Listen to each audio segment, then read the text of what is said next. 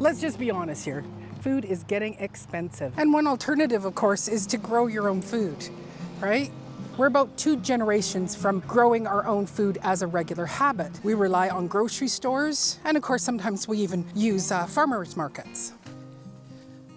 But what if I could show you how to grow an easy, reliable food that has good shelf storage and also helps to feed those hungry days with the common potato.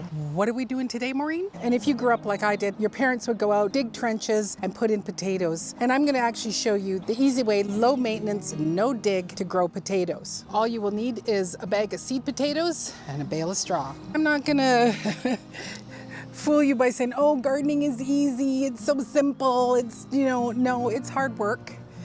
It's a lot of sweat because you're out in the hot sun, and sometimes, your plants die, sometimes they're successful.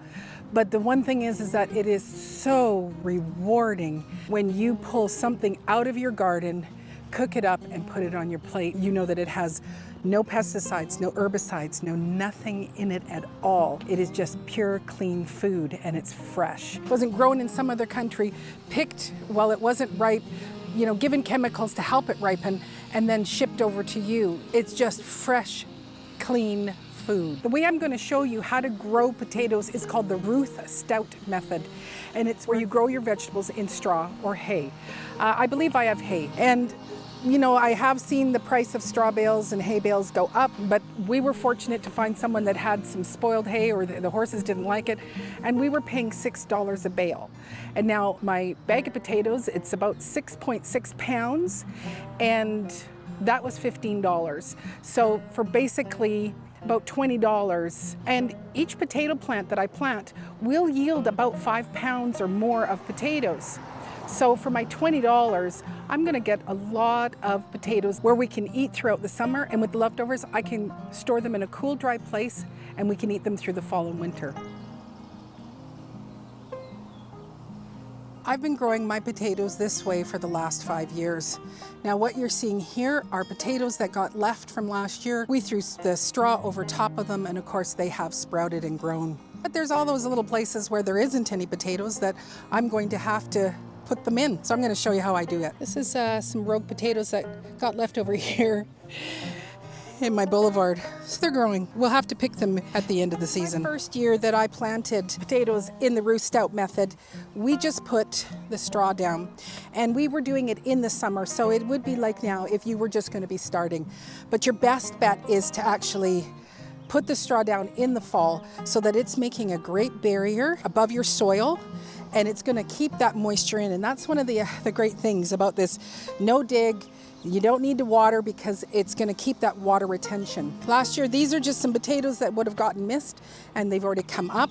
I typically plant at the end of March, but we're planting at the beginning of May, so our potatoes will come a little later this year, which is just great. I did actually take some of the leftovers and I actually put them in this section here. And the ones from my house from last year, I've put them in there, in that little section. And in the back here, about a week and a half ago, we had some leftover Yukon Gold that we bought from the store, and they were starting to sprout. And so we just put them in there. So I have some areas here where we can be putting in some extra potatoes. So to start, I am going to make our pathway. I usually have a path right here. So I'm just going to start moving some of this straw out so that I have a walkway. Oh my, look at that. And you're thinking, look at what, Maureen, what? You're raking straw and you've got dirt. What I want to show you is that, see, this is normally just a path that goes up, but there is a little step up because this right here is all last year's straw. And look at that. It is breaking down and it is already turned into soil. And then, oh, look at this. Whoops, I just think I just kicked him out. Look at that, the worm life right here on the surface. But I was not expecting my soil to be right here. I was expecting it to be quite deep because when we put the straw on here, it was about that deep. And I think we have maybe 1/3 of it right now, which is pretty amazing. Yeah, that's gonna be good, very interesting. But let's get on with it. When I originally planted this garden, it was just grass up here. And so we actually put cardboard down, and then I did put some composted soil on top of it.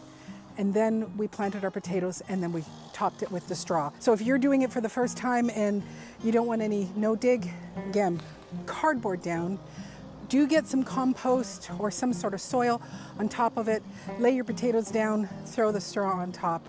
Bob's your uncle, and you're done. But because I already have my straw down, working and breaking down as you plainly saw with our path, I've got my straw in here. We're gonna go and plant our potatoes. To get you up close and personal, so I'm just moving away the straw, dropping it down.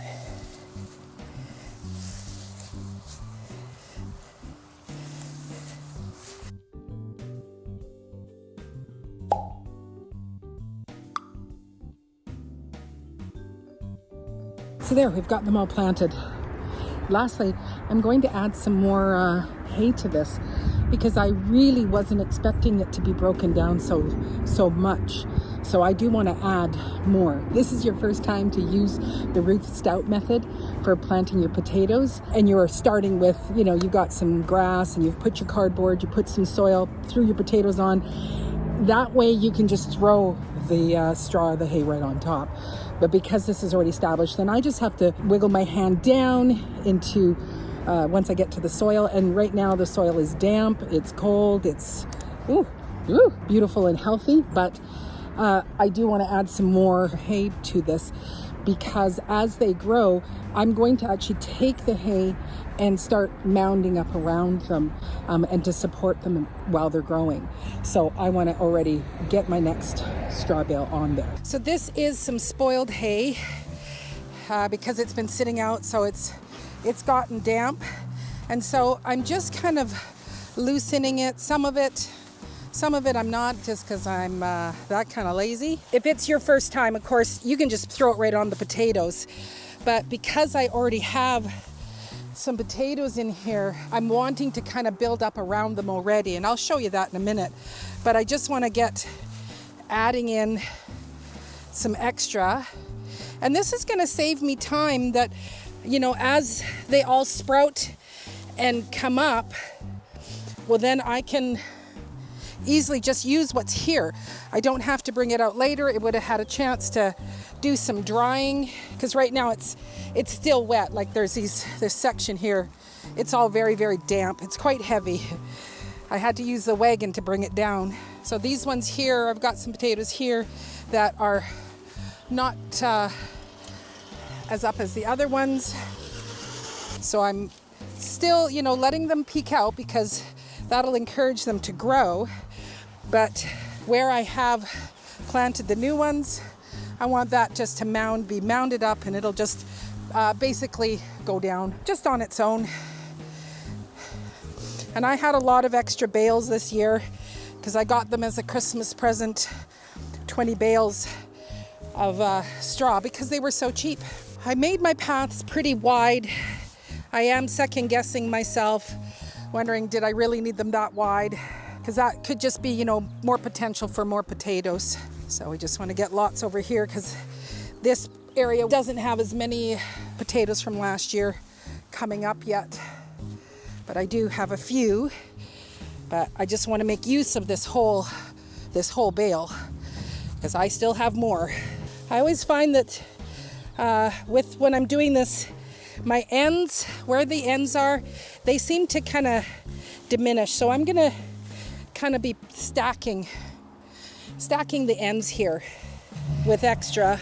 Okay, so these have got heavier pieces, not the loose ones. So I'm gonna break these ones apart a little bit more and add more because these guys are up pretty high. It's nothing fancy.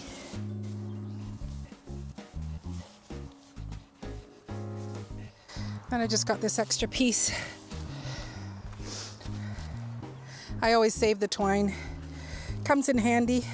And from this far away angle here, all the potatoes in. So we have some already growing and the rest will come along. Now, if it is your first time, and of course you don't have any water, it would be a good idea to water it. This I'm just going to leave as is because that soil is good and moist down below. I don't need to do anything. You know, sometimes I will give it a bit of water, but I don't need to feed it. I don't need to do anything. I just leave it. And then the best part, you will see when I go to harvest, again, basically just pulling the straw aside and picking up the potatoes because they're all going to be on the surface. Nothing is dug down deep. It is one of the best way to grow your potatoes.